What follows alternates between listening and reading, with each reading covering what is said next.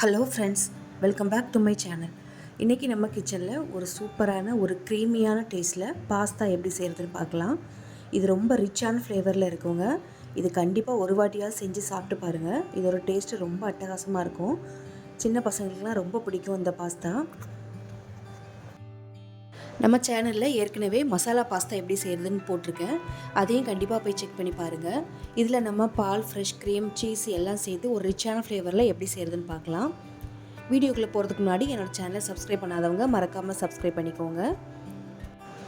இப்போ வாங்க இந்த பாஸ்தா எப்படி செய்கிறதுன்னு பார்க்கலாம். அதுக்கு முதல்ல கடாயில் தேவையான அளவுக்கு எண்ணெய் ஊற்றிக்கோங்க. இது கூட நீங்கள் விருப்பப்பட்டால் கொஞ்சமாக பட்டர் கூட சேர்த்துக்கலாம். நான் இன்றைக்கி எண்ணெய் மட்டும் தான் சேர்த்துருக்கேன். இது கூட கொஞ்சமாக பூண்டு சேர்த்துக்கலாம். பூண்டு சேர்த்துட்டு கூடவே 2 பெரிய வெங்காயம் ரொம்ப பொடிசாக கட் பண்ணி எடுத்து வச்சுருக்கேன். இந்த மாதிரி நைஸாக சாப் பண்ணி எடுத்துக்கோங்க. அப்போ தான் உங்களுக்கு வதங்கி வர்றதுக்கு ஈஸியாக இருக்கும். வெங்காயம் சேர்த்துட்டு இது ஒரு 2 நிமிஷம் வதக்கி விட்டுக்கோங்க. வெங்காயம் ரொம்ப ப்ரௌனாக வர அளவுக்கு வதக்கிறாதீங்க. கண்ணாடி பதம் அளவுக்கு வதங்கினா போதும். இப்போ பாருங்கள், இந்த அளவுக்கு நமக்கு வெங்காயம் வதங்கி வந்துடுச்சு. இப்போது இது கூட அரைச்சி வச்ச தக்காளி பேஸ்ட் இதில் சேர்த்துக்கலாம்.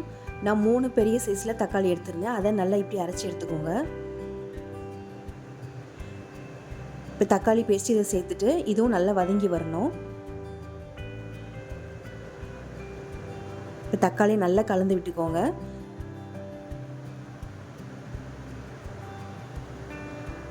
இப்போ நல்லா கலந்து விட்டுட்டு இப்போ இது ஒரு மூடி போட்டு வதக்கி விட்டுக்கலாம். தக்காளி நல்லா வெந்து வரணும். அதுக்கு ஒரு 2லேருந்து 3 நிமிஷம் ஆகும்.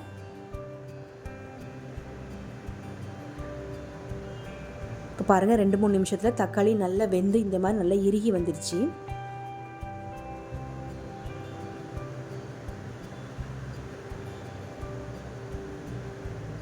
இப்போ 2 நல்லா வதங்கி வந்ததுக்கப்புறமா இந்த பாஸ்தாவுக்கு தேவையான அளவுக்கு உப்பு சேர்த்துக்கலாம். உப்பு கொஞ்சம் பார்த்து சேர்த்துக்கோங்க. ஏன்னா நம்ம ஏற்கனவே பாஸ்தாலையும் உப்பு சேர்த்து தான் வேக வச்சுருக்கோம். இப்போ இது கூடவே 1 டீஸ்பூன் அளவுக்கு சில்லி ஃப்ளேக்ஸ் சேர்த்துக்கலாம். இது கூடவே 1 டீஸ்பூன் அளவுக்கு ஓரிகானோ சேர்த்துக்கோங்க. இந்த பீஸாக்கெலாம் சேர்ப்போம்ல, அந்த சீசனிங் தான் இதில் சேர்த்துக்கோங்க. இது கூடவே 1 டீஸ்பூன் அளவுக்கு மிளகுத்தூள் சேர்த்துக்கலாம். சேர்த்துட்டு தனி மிளகாத்தூள் 1 டீஸ்பூன் சேர்த்துக்கோங்க. சேர்த்துட்டு இப்போ இது எல்லாத்தையும் நல்லா கலந்து விட்டுக்கலாம்.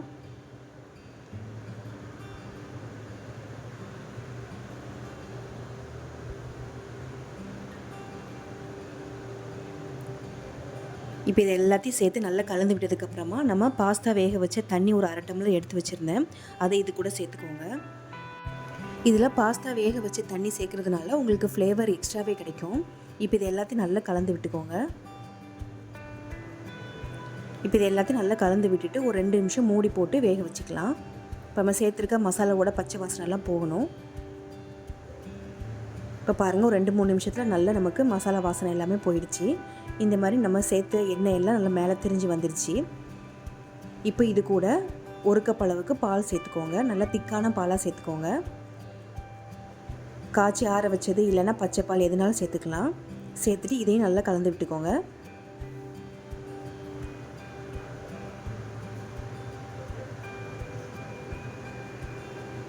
இப்போ இது நல்லா கலந்து விட்டுட்டு 1/2 கப் அளவுக்கு ஃப்ரெஷ் க்ரீம் சேர்த்துக்கோங்க.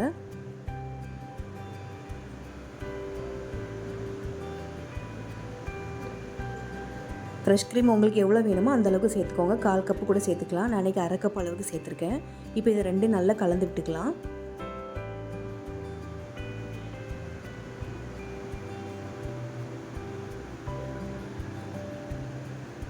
இப்போ உங்களுக்கு உப்பு தேவைப்பட்டுன்னா சேர்த்துக்கோங்க. எனக்கு உப்பு கொஞ்சம் கம்மியாக இருந்தது, அதனால் நான் சேர்த்துருக்கேன். சேர்த்துட்டு மறுபடியும் ஒரு வாட்டி கலந்து விட்டுக்கலாம்.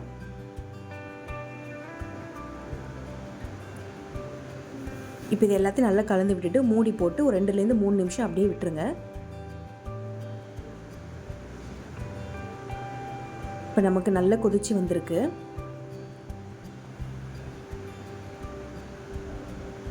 இப்போ நமக்கு இந்த திக்னஸில் நல்லா நமக்கு கொதிச்சு வந்திருக்கு.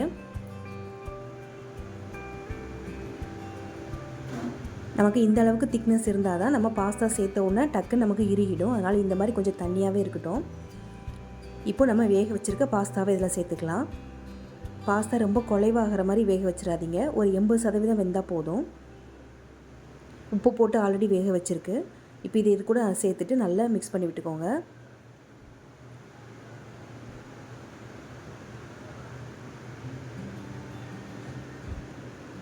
இதுக்கு நீங்கள் எந்த விதமான பாஸ்தாவும் சேர்த்துக்கலாம். நீங்கள் எந்த டைப்பில் பாஸ்தா எடுத்தாலும் முழுசாக வேக வச்சிடாதீங்க. எதுனாலும் 80% வேக வச்சா போதும். இப்போ பாருங்கள், நல்லா மிக்ஸ் பண்ணி விட்டுட்டு நான் 2 சீஸ் ஸ்லைஸ் மாதிரி இருக்கிறத எடுத்திருக்கேன். உங்கள்கிட்ட துருவின சீஸ் இருந்ததுன்னா அதை கூட இதில் சேர்த்துக்கலாம். உங்களுக்கு சீஸ் எவ்வளோ வேணுமோ அந்த அளவுக்கு சேர்த்துக்கலாம். கூடவே 1 ஸ்பூன் அளவுக்கு பட்டர் சேர்த்துக்கோங்க. பட்டர் சேர்த்துட்டு இதை நல்லா கலந்து விட்டுக்கோங்க. இப்போ நம்ம சீஸ்லாம் நல்லா உருகி வரணும்.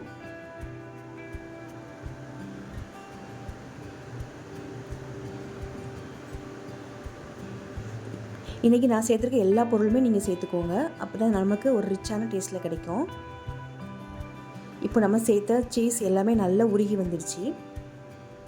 பாருங்கள், சூப்பராக ரெடியாகி வந்திருக்கு. இப்போ இது கூட கடைசியாக இறக்கும்போது கொஞ்சமாக மல்லி இலை சேர்த்துக்கோங்க. சேர்த்துட்டு மறுபடியும் நல்லா கலந்து விட்டுட்டு அடுப்பை ஆஃப் பண்ணிவிடுங்க. அவ்வளோதாங்க, நம்மளோட க்ரீமியான பாஸ்தா ரெடி ஆகிடுச்சு. இதை நீங்கள் கண்டிப்பாக ஒரு வாட்டியாக ட்ரை பண்ணி பாருங்கள். இதோட டேஸ்ட் உங்களுக்கு ரொம்ப பிடிக்கும். என்னோட இந்த வீடியோ உங்களுக்கு பிடிச்சிருந்ததுன்னா மறக்காமல் லைக் பண்ணி ஷேர் பண்ணுங்கள். தேங்க்ஸ் ஃபார் வாட்சிங்.